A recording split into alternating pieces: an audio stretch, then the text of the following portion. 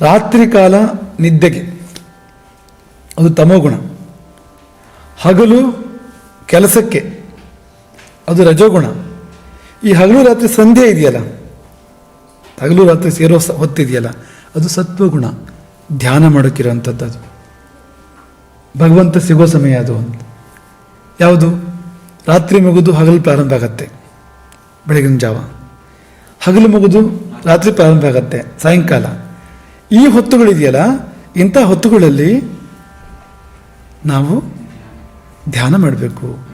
ಅದೆರಡು ಸೇರಿದಾಗ, ಕತ್ಲೆ ಬೆಳಕು ಸೇರಿದಾಗ ಜೀವ ದೇವರು ಸೇರೋಕ್ಕೆ ಅವಕಾಶ ಆಗತ್ತೆ, ಆತ್ಮ ಮನಸ್ಸು ಸೇರೋಕ್ಕೆ ಅವಕಾಶ ಆಗತ್ತೆ.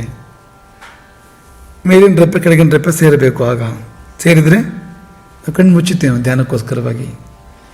ಮೇಲಿನ ತುಟಿ ಕೆಳಗಿನ ತುಟಿ ಸೇರಬೇಕು, ಸೇರಿದರೆ ಮೌನ ಆಗತ್ತೆ. ಇದಕ್ಕೆಲ್ಲ ಸಂದರ್ಭ ಅದು ಅಂತ. ಹಾಗೆ ಆ ಕಾಲದಲ್ಲಿ ಮಾಡಬೇಕು, ಅದನ್ನು ಯಾವುದೋ ಕಾಲದಲ್ಲೆಲ್ಲ